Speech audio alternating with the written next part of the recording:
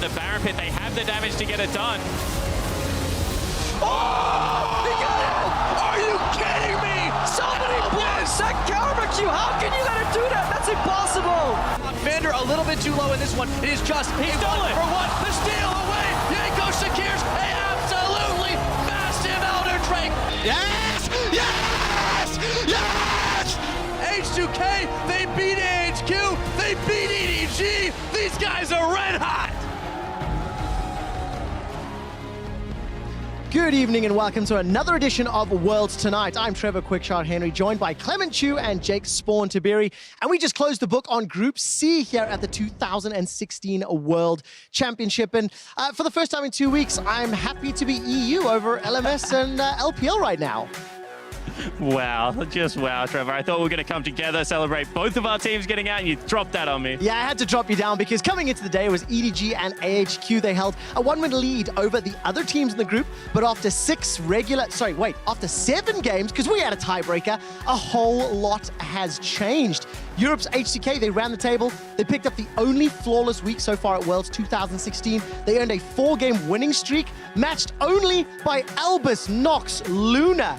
In doing so, they secured themselves a spot in the quarterfinals along with the LPL's Edward Gaming. Let's take a look at how the two squads advanced before I hear from my analysts exactly what they think. H2K's streak began in Game 2 of the day where they faced and defeated AHQ. What do you think of that, Clement? Well, this game, I really think the main hero is Ryu. He won the mid lane so hard. AHQ from the ban pick phase, they got in their own heads a little bit. They banned out the Karma, the Rise completely blindsided them. And then there were these Baron fights which H2K just ran over H2K from. And look at the Baron still right here. Like, H2K never changed. You could have played good League of Legends instead, but you know, 50-50s are what the fans are really waiting for. Albus gets a great steal there. Isn't enough to close the game in. H2K has the far superior later game team fighting composition. They run into the HQ base right there and end the game. Yeah, it worked in their favor. After that, they went toe-to-toe with EDG and Spawn. Talk to me about what went wrong for Edward Gaming in this one. Yeah, everything looked great for EDG in game number 1, and then game number 2 happens, and the laning phase from H2K is one more time just at its pinnacle. But better yet, they have fixed a lot of their macro problems. So their setup around Baron buff are much better. They have a great call around Elder Drake. They actually duck into the pit here with Yankos, who is having a career day, in my opinion. Steal this one away and then torch the entirety of the EDG lineup in a 4v5. And really, as an EDG fan, you have to say, you know, we have some excuses to pull out. We really don't this time around. Honestly, Odawamne is just dominating top lane, and Yankos' jungle performance was stellar. Yeah, really showed up. By the time we got towards the end of the day, H2K had booked their ticket to the quarterfinals, and there was just one quarterfinal spot left up for grabs. The pressure was on both AHQ and Edward Gaming in a simple do-or-die rematch for the final ticket to Chicago. Clement. The game actually starts out pretty well from here. You see H2K pushing too far, and they get caught and punished by the global composition. They let Westdoor get Twisted Fate. But then the game after the Baron fight actually played out very poorly and didn't get enough damage off. They got the Baron, but they didn't back out soon enough, and Pond got a ton of kills. And this is really inexcusable because they could have actually backed off. EDG is back in the game. Again, another Baron team fight. Westdoor has really bad positioning, flashes and gets killed instantly, and is already at 6 items, but isn't enough to save the fight back. This is, again, the same thing. Mouse is actually really ahead. Like, he was behind in the laning phase, but he's still able to find uses on his Poppy. Phenomenal comeback for EDG means they go to the quarterfinals. Now we're fighting for seeds. After 6 games, it means play one more. What happened in this one, Spawn? Yeah, well, this one was actually a pretty much repeat because that laning phase got better from H2K. Bottom lane absolutely crushes. Top lane one more time, Odawamne is going nuts, and Clear Love gets dismantled by Yankos in the jungle. I mean, this one, apart from a Baron steal, was nearly picture perfect out of H2K, and definitely deserving of that seed 1 because on the day, they were the best team. They were the best team indeed, and with that win, H2K took the #1 spot in Group C. They will join Edward Gaming in next week's knockout stage. The 2 teams to fall out was Brazil's INTZ and the LMS's AHQ. They're going to be heading home, and Clement, I was under the impression AHQ was the stronger of the two LMS teams. Is this a shock to you that they drop out of the group stage? Of course it was. I don't think that they expected to fall to H2K that hard. I also don't think they would show up so good against EDG. I think this hurts the region quite a little bit. They really were expected to be the better team right now, and now all our hopes are on Flash Wolves. Yeah, I think when you have a look at Arm's performance in particular, I mean, lowest damage apart from the Tahm Kench in the game with a 6-item Jinx, he would have wanted much more out of his World campaign, but it wasn't to be. They still have to hold their head high because they took a lot of good teams to very close games, just couldn't get it done. Unfortunately, that is what matters, and that means they will not go to Chicago. Two more teams will set their eyes on the quarterfinals as Group D gets back on stage tomorrow, starting with Korea's Samsung Galaxy and North America's TSM. Then we'll see Splice taking on Royal Nebula Give Up, followed by more games to close out the second round robin. One of those games will start a little bit earlier.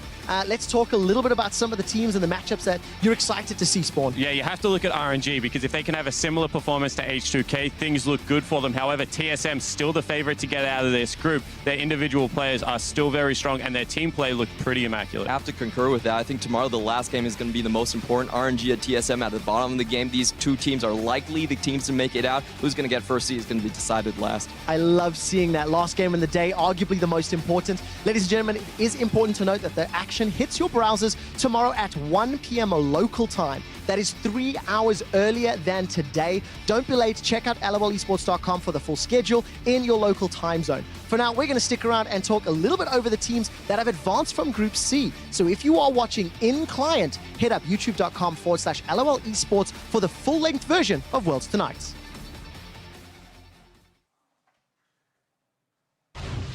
And full-length version of Worlds Tonight, engage! Ladies and gentlemen, I'm a European host, and after 6 days of combat, we have something to talk about as a region, because undefeated week for H2K. They went 3-0 in the regular schedule games. Because Europe loves their ties, they added an extra one. They won that as well. What happened to EDG in the tiebreaker? Honestly, it wasn't even the tiebreaker. When you have a look at EDG's performance today, you really have to shake your head because Mouse is being exposed. Scout didn't have the same impact roaming around the map. And I don't know if Clearlove's sick or something's happened to him because the man is playing really poorly. Is it Dark Love, right? Light Love if he's playing well, Dark Love if he's playing bad. Is it the other way around? So generally it's Light Clearlove if he's farming heavy, Dark Clearlove if he wants to kill you. And we've been seeing a lot of Dark Clearlove lately. Clearlove. Yeah, this is just weird, like okay, so TBQ style Clearlove. We've spoken about the teams that have lost. Why was H2K winning games? H2K, they were just winning games from the lane. They have double-digit CS leads at 10 minutes, 20 minutes every single game, every single lane. You look at the AHQ game and the EDG game, it's actually super hard to come back from that. I think they actually found initiation in surprising spots as well. I want to take a look at Ryu's Rise because this guy was able to, light up multiple members and they were using his ulti to get into very unique situations that only Rise can do. It set up 1-3-1 split push and it was an initiation tool when teams should have been able to disengage. So hats off to Ryu being able to put his team on his back. And once he got them started, the rest of the team followed suit, but it really did start with that man. It's exciting to see Ryu playing a champion like Rise to that level because Exile from the European LCS really showed up in playoffs on that champion. Talking about players who did show up, EDG, ups and downs in terms of their group stage. I think Pawn, he went super mode, superhero against AHQ. How did he bounce back on that Vladimir? Well, I think he just got to the point in teamfights where he could zone out the entire AHQ backline. They didn't have enough damage to deal with them. And in the Baron fights, he was just picking up so many kills. I really think that he will be starting for EDG further down the line. The comfortable issue is like no longer on Scout's side. They probably will see more of him. Yeah, and whilst ANX have Jesus on their side, League of Legends Jesus there in Lacrit, we have Goku because this guy, every single time he comes in, it's like he's been defeated once and then just swoops back into battle and is able to pick up victories. He's been doing it his whole career, and honestly, it was impressive to watch him play today, but it still wasn't enough. It wasn't? How bad is Mouse? Like, how much of a liability is Mouse when, the first 3 games of the day, not great. The last game against H2K and some of his pop, there were some serviceable moments, but like, on a scale of bad to not good. He's right there. Like there is, Yeah, there's no he certainly positive. is. So let's break it down a little bit. EDG right now believe that the way you have to win League of Legends is 4-1 split, which means that Mouse has to be ahead. And that puts an enormous amount of pressure on someone that is going to be 1v1ing or 1v2ing a lane because Clearlove doesn't get up there. So their playstyle is kind of counterintuitive already in itself. Then you throw in the champion pool issues. This guy was playing pretty much pure tanks, and now they're expecting him to be on carries and AP majors, and it's just not working out. Mouse is bad, but the rest of EDG is making him look very, very poor. We've known for a long time, H2K are a team that either show up and play well or don't, right? That's like a fact. EDG not showing up is a bit of a surprise. Can they get it together in the bracket stage? Well, I think they can, but they have to figure out how to ban pick for Mouse, because piggybacking on that point, they're banning 2 champions,